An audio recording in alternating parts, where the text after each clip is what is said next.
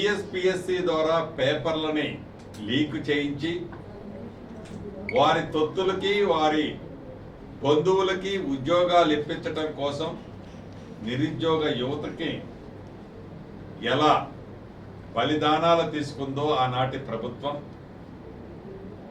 ఆ టీఎస్పీఎస్సీని పూర్తిగా ప్రక్షాళన చేసి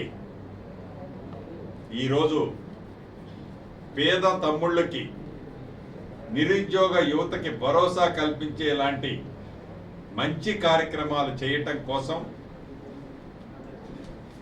స్వచ్ఛమైన 24 క్యారెట్ లాంటి టీఎస్పీఎస్సీని ఈ ప్రభుత్వం ఏర్పాటు చేయటమే కాకుండా గ్రూప్ 1 నుంచి గ్రూప్ 4 దాకా వేలాదిగా ఉద్యోగాలకి నోటిఫికేషన్ ఇచ్చి మెగా డిఎస్సి ద్వారా సుమారు 11,062 ఉద్యోగాలకి నోటిఫికేషన్ ఇచ్చి ఇప్పటికే కొన్ని ఎగ్జామ్స్ కూడా పూర్తయ్యాయి. అన్న మాట ప్రకారం ఆర్థికంగా ఈ రాష్ట్ర ప్రభుత్వం ఈనాడు ఇబ్బందులు ఉన్నా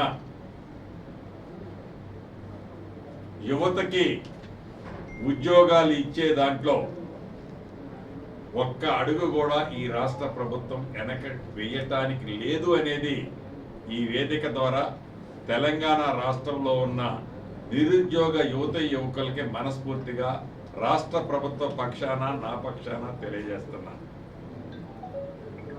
ప్రధాన పక్షం ప్రతిపక్షం అని చెప్పుకుంటున్న పార్టీ ఏదైతే ఉందో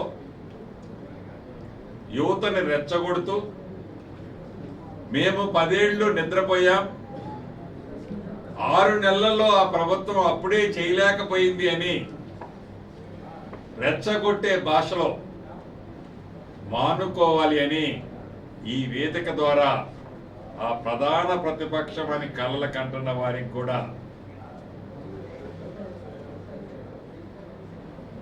చెప్తున్నారు. అంతేకాదు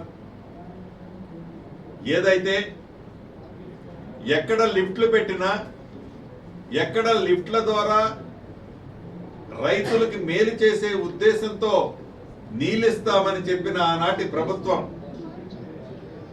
లిఫ్ట్లకి ఒక స్టోరేజ్ ట్యాంకుల్ని కాళేశ్వరం లాగా ఏర్పాటు చేయాల్సి ఉంది. కానీ ఈ సీతారామ ప్రాజెక్టు మీద మటుకు ఎక్కడ ఒక్క టీఎంసీ నీటికి నిల్వ చేసే ఏర్పాట్లు ఆనాటి ప్రభుత్వం చేయలే. అనేక రిజర్వాయర్లకి నామమాత్రంగా ఆనాడు శంకుస్థాపన చేసి రోళ్లపోడ లాంటి చెరువులు వాటిని మళ్ళా డిలీట్ చేయడం జరిగింది.